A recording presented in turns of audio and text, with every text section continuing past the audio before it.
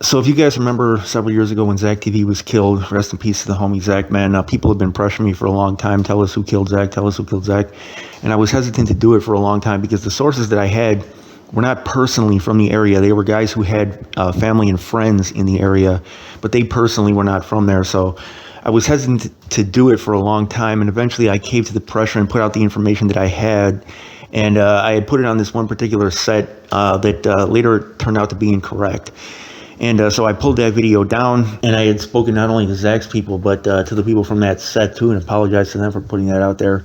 It was a set that was into with Zach's neighborhood, and this set that the police put it on, and that were there that night, is also into it with Zach's neighborhood. So it's, all part of the same war, really. From 107th and Perry, they said it was a GD set. Okay, the Perry Avenue gang. I'm pretty sure, though, that it's a mix of BDs and GDs. I think they have both with them. And this particular gang is the gang that the police went after in the murder of ZackTV. And they arrested several guys.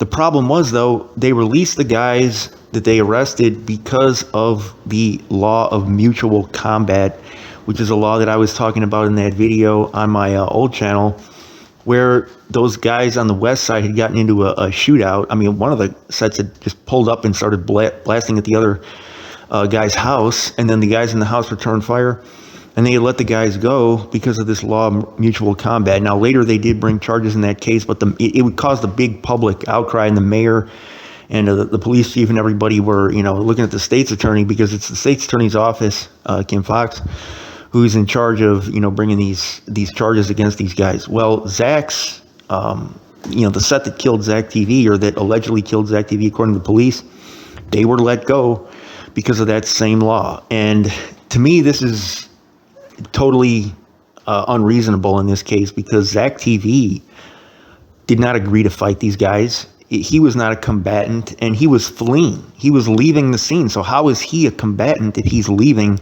and they're chasing after him? To me, that's a completely... This law, to me, this mutual combat law is basically... The only thing that I've seen this law actually do is just create an impediment to prosecution for the obvious perpetrator in case after case. I just see this law as just being a get-out-of-jail-free card for criminals. I don't see it as having any practical value or be applicable to today's Chicago streets. Like, apparently the law comes from back in the day to deal with situations that really aren't relevant anymore, man. But that's why Zach's killers got out. So this is being reported by the Associated Press, and shout out to Michael Tarn for this story. He said Zach was killed in 2018. He said Zach was a trailblazer in a perilous genre of gangland reporting called The Hood CNN, and he said that police never announced arrests in the shooting of Zachary Stoner, who drew a national YouTube following. But police records obtained by the Associated Press reveal investigators believe that they solved his homicide years ago when they arrested members of the south side of Chicago's Perry Avenue gang, but prosecutors in 2019 declined to prosecute, and police were forced to release the suspects. So police say the Cook County State's Attorney's Office cited the possibility that the two sides in the shooting on May 30th, 2018 were, quote, mutual combatants, which is a disputed legal concept. It's a throwback to duels between nobles or prearranged gunfights in the Wild West. So again, that law is meant to deal with situations totally different than what we're talking about here. So the prosecutors passed on charges on those grounds raises questions about whether Chicago gangs can literally get away with murder when it's unclear who initiated a shootout and who returned fire in self-defense. So Zach didn't even get off a shot. He had the FN with him, I think under the seat, but he didn't even get off one shot. He had a .40 caliber handgun. So he was not a combatant. I mean, this is what I'm saying. But the case and arrest reports obtained in an open records request offer previously unreported details about what may have precipitated Stoner's killing after he left the crowded Clark Street Refuge Bar. Relying on video and cell phone location data and ballistics on a bullet removed from Zach's brain, the police arrested 5 suspects aged 19 to 22 in 2018 and 2019 on probable cause of first-degree murder. So 2 of the suspects have since been killed. Another said, quote, I didn't pull the trigger. And responding to AP questions about Stoner's case, the prosecutor's office issued a brief statement saying the evidence was insufficient to file charges, and it contends that police agreed. So On one Illinois court defined mutual combat as an agreement to fight or where sides in a sudden quarrel and in hot blood mutually fight upon equal terms. Some courts only allow defendants to argue mutual combat at sentencing and bids for leniency. So police said that Chicago prosecutors cited it last year in an initial decision not to prosecute suspects in a deadly West Side shootout between alleged Four Corner Hustlers factions. And the decision and the purported basis for it angered Mayor Lori Lightfoot. So letting gunmen act with impunity, she said, will send the city into chaos. So that's the incident that I was telling you guys about. But so the documents reveal two of Stoner's friends were passengers in his SUV when gunmen in the minivan attacked. One friend drew a gun and returned fire through the windshield. Records don't allege that anybody in his SUV fired first. So Zach's guys were returning fire. Okay, so this is the part that doesn't make sense when it comes to the mutual combat, but the partially redacted records don't directly state a motive in the shooting. But Stoner didn't belong to a gang. He was not in the streets, but he was raised in the Goontown 10-5 MMG Marty Muggy gang territory. And so the AP is saying a statement in here that's very true. And shout out to Michael Tarn for saying this, because this is very true. He said, young black men are often wrongly assumed by gangs and police to be in the gang on their block. So other gangs may have viewed Stoner as a Goontown associate. And, okay, so what he's saying is true in general, but about Zach, I have to disagree. Zach was widely known as a neutral guy. You know, everybody knew that he wasn't in the streets. Like, everybody knew that he was not a shooter for 10-5 MMG or anything like that. He was trying to stop the war. Like, everybody knew what Zach was on. But Goontown and Perry Avenue, both located on the south side, are longtime enemies. And for years, they posted rap videos on social media taunting each other. So police say that Perry Avenue, like Goontown, is a Gangster Disciples faction, and I kind of disagree with that. I think they have a mix of BDs and GDs, but enmity between factions under the same umbrella gang, they said, is common, with members expressing primary loyalty to their faction. So at the bar, here's what happened, man. This is what a lot of people have been wondering, and there's been a lot of interviews about this with, you know, people that were there in the aftermath. So Zach was kind of mingling with people at the club, okay, according to video posted. And so to many of the people, and there was over 100 people there, you know, Zach was well known. This was like a crowd that knew who Zach was, okay? So these were not strangers. But the two factions that were there started to engage in a rap battle. And they started dissing each other in the rap lyrics.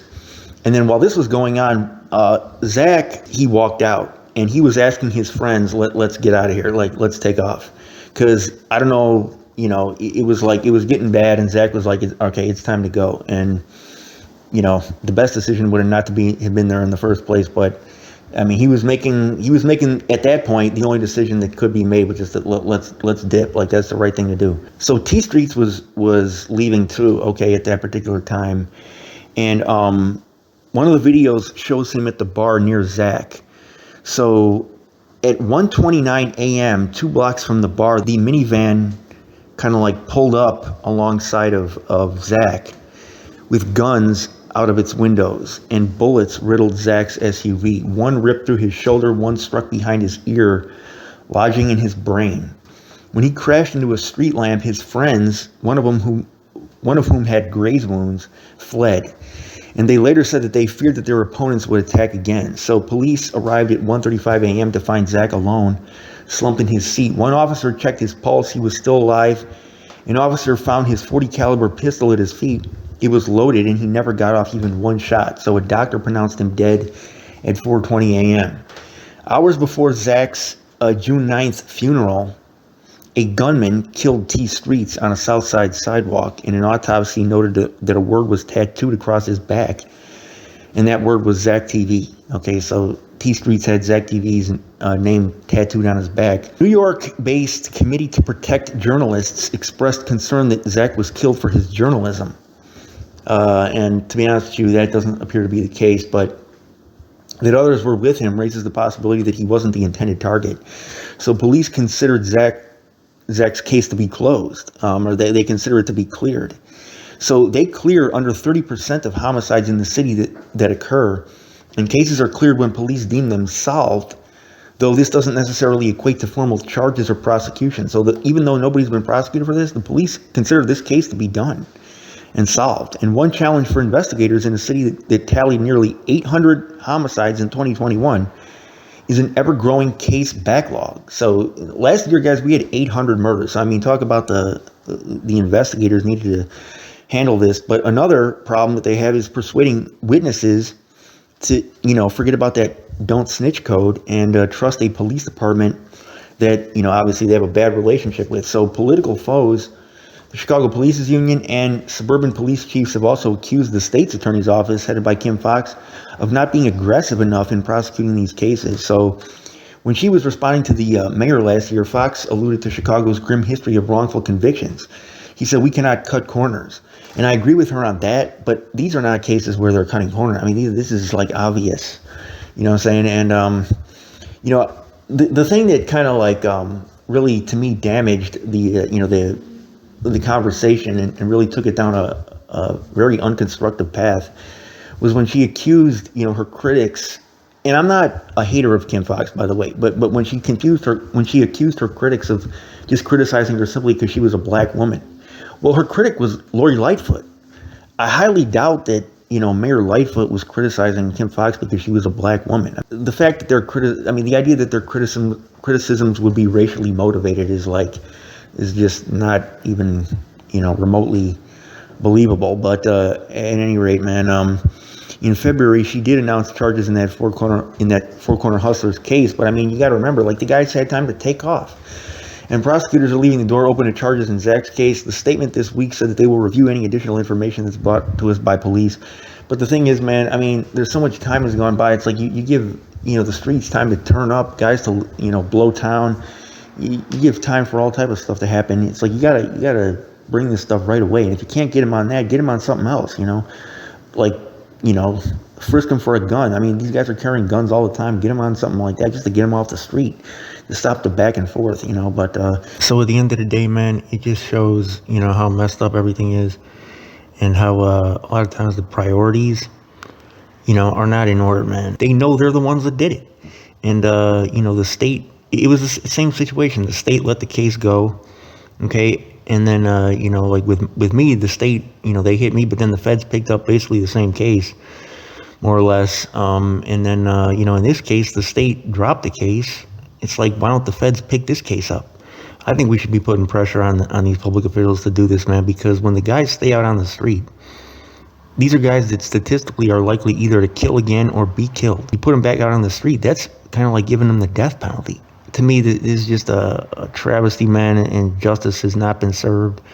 And they should book these guys again. Like, the Fed should step in and take the case, take the evidence that CPD has, and then book these guys. Because 2 of them are dead already. And how long until the other 3? So it's just a sad situation all the way around, man. RIP ZackTV. But yeah, we got to show, the public officials what time it is. I see a lot of people taking their positions, based on race, based on gender. It's like, these are not the things we need to be basing our votes on. We need to be basing our votes on results, because people are dying, you know what I'm saying? And the numbers are not the same. Every time somebody criticizes one of the policies of any of the public officials, I always see in the comment section on every social media outlet, Chicago has always been like this. No, Chicago has gone up and down, okay, based on a lot of times on the policies that are implemented by the public officials.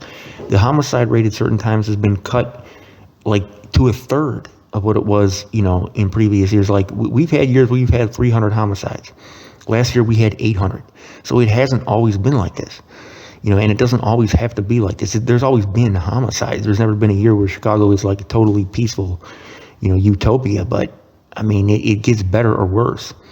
And, to even save one is worth it. So, I mean, come on, man. It's time to step up and put the racial stuff, put the gender stuff to the side, and just, vote on who's going to stop the wars in the streets. Because they can be stopped if guys are just arrested, But this is not anything to personally hate on any of these people, because I don't even know these people personally. Every time they get criticized constructively, I mean, we're talking constructive criticism, people get on this sensitive stuff talking about you're a hater and this kind of, you can't even give constructive criticism these days without people calling you a hater. It's not about hate, it's about correcting a mistake. And I don't know where that mistake is coming from as far as motivations. I'm just saying, it is a mistake because Zach's killers are free, and that should not be the case.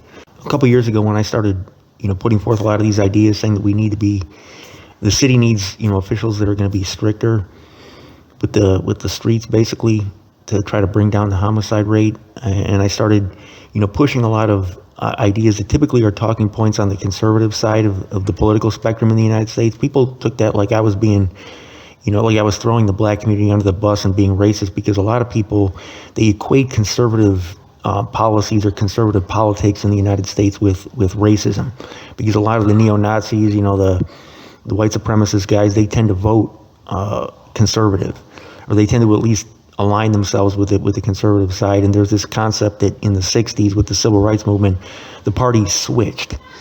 Well, first of all, that's a fallacious idea. Like, they never actually switched. The core tenets and the core policies of these two parties remain the same. And, as far as like their attitudes on race, that's a much more complex and nuanced concept than just switching. The Democrats are pro-black and the Republicans are anti-black. It's way more complicated than that. And a lot of guys are trying to, break that down and see that differently these days. Even a lot of pro-black guys, and not look so much at feelings or rhetoric or who's talking nicer to us, but who's giving us, which policies are going to bring about concrete results. And so when I started, bringing forth a lot of these ideas, a lot of people started calling me a racist because, well, you must be a Republican and you're a racist. And this is, something that, as far as like marketing and as far as the public image of the two parties, I'm not going to say that the Democrats or the Republicans have deliberately done any of this on purpose, but the idea has formulated over the past, well, really ever since the 60s, that being a Republican or pushing any Republican idea equates to racism, even if it has nothing to do with race. Like small government, low taxes, well, you must be a white supremacist.